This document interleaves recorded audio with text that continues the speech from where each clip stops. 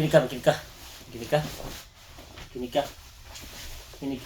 So, ayun mga idol. Ngayon is Monday, so trabaho na naman tayo dito sa South Korea mga idol, no? So, sa South Korea pala ako ngayon, sa hindi nakakalam ha. Tatrabaho na naman kasi ngayon Monday. So, ito, simula na naman ang araw na unang linggo. Para nga po pala dun sa mga nagtatanong sa akin na paano daw nakuha na abot, may nagtanong kung paano ko naabot yung 5k followers. So sa ngayon mayroon na tayong 5.4, no? 5.4. So ang ginawa ko lang naman doon, mga idol,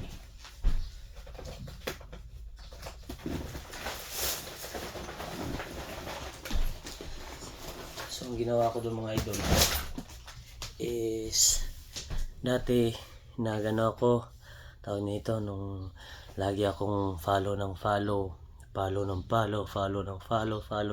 no? Pero ang masaklap, bibihira lang po yung nagpapalubak sa atin. Ang nagpapalubak lang po sa atin yung mga legit, no? Yung mga legit lang din. Baga yung tunay, no?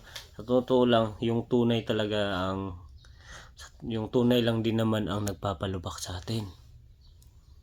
Pero the rest, siguro hindi na, sa sobrang dami na din po ng mga siguro kaya po hindi po nila kayo mapalubak kasi po sobra na po yung hindi po kayo mapapalubak kasi ang dami na po din nila. Ang dami, hindi na tayo napapansin ng iba. So para doon sa mga nagsisimula pa din, no? Para maabot ninyo ang inyong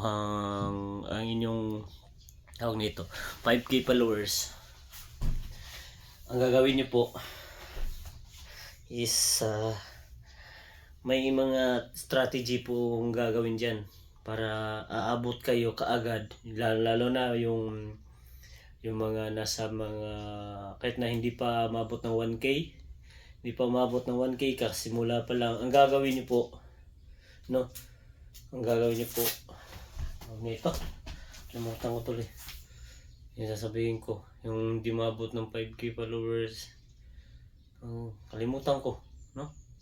Ano yung susunod kong sasabihin? Dapat po magsipag lang po kayo. Ito pala, dapat magsipag kayo pagising nyo sa umaga, di ba? Yung pagising nyo sa umaga, di ba, nagsi-cellphone kayo. Bago kayo matulog, nagsi-cellphone kayo. Kung may trabaho kayo, nagsi-cellphone kayo pag may time. So ang gagawin nyo po mga idol, is wag po yung palo ng palo, kasi limitasyon lang po yun, no? Yung palo ng palo, limitasyon lang po talaga yun.